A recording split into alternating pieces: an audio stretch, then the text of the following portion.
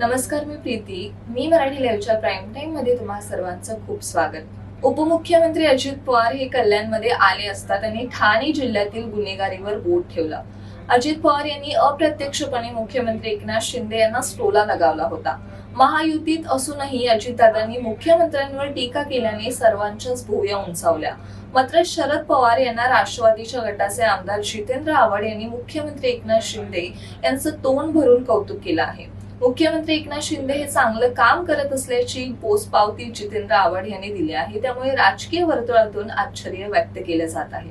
पुणे शहरातील कुख्यात गुंड शरद मोहोळ खून प्रकरणाच्या तपासाला आता वेग आला आहे. हा तपास अधिक वेगाने करण्यासाठी आता पुणे पोलिसांच्या गुन्हे शाखेकडे देण्यात येणार आहे. गुन्हे शाखेकडून या प्रकरणाचा सखोल तपास करण्यात येणार आहे. यावेळी पुणे पोलिसांनी न्यायालयात या खून प्रकरणाची महत्त्वाची माहिती दिली. या खून प्रकरणात अटक करण्यात आलेले दोन्ही वकील 1.5 तास आरोपींसोबत बोलत होते. त्यांनी एकत्र प्रवास केला. आरोपींना दोन्ही वकील खेड शिवापूर टोल नाक्यावर जाऊन भेटले.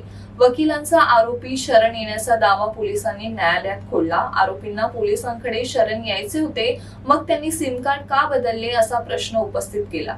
दरम्यान न्यायालयाने दोन्ही वकिलांनाही 11 जानेवारीपर्यंत पोलीस कोठडी सुनावली आहे. येत्या 22 जानेवारी रोजी अयोध्येत प्रभू श्रीरामाच्या भव्य दिव्य मंदिराचं लोकार्पण करण्यात येणार आहे. या सोहळ्यासाठी अयोध्येत जय्यत तयारी सुरू आहे. विशेष म्हणजे या व्यक्तींमध्ये आता राज्याचे मुख्यमंत्री एकनाथ शिंदे यांनाही अयोध्येतील सोहळ्याचे आमंत्रण देण्यात आले आहे. वंदनीय हिंदू हृदय सम्राट शिवसेना प्रमुख बाळासाहेब ठाकरे यांचे स्वप्न साकार होताना पाहणार.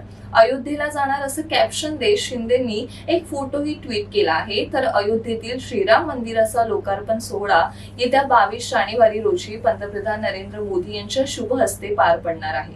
शिवसेनेचा मुख्य नेता म्हणून आज या सोहळ्याचे आमंत्रण मला देण्यात आल्याचे मुख्यमंत्री एकनाथ शिंदे यांनी म्हटलं आहे. भारताच्या शक्तीची दखल न घेणं मोहम्मद मोइझू यांना भारी पडू शकतं. भारताबरोबर संबंध खराब झाल्याने तिथला विरोधी पक्ष मालदीव सरकारवर आधीच नाराज आहे. आता बातमी अशी आहे की मालदीवचे राष्ट्रपती मोहम्मद मोइझू यांच्या विरोधात अविश्वास प्रस्ताव आणण्याची तयारी सुरू आहे.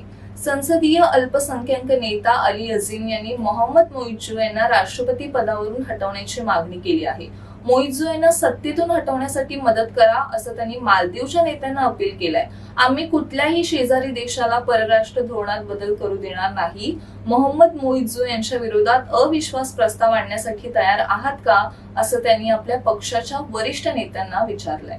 भारत देशात लोकशाही आहे. लोकशाहीमध्ये प्रत्येकाला आपलं मत मांडण्याचा अधिकार आहे. तर 80 पेक्षा जास्त वय असूनही शरद पवार जिद्दीने लढतायत. त्यांचा हा आदर्श समोर ठेवला पाहिजे. शरद पवार यांचं एक उज्ज्वल कार्यकाळ आहे असंही म्हणत सुप्रिया सुळे यांनी अजित पवार यांच्या टीकेवर प्रत्युत्तर दिलं आहे.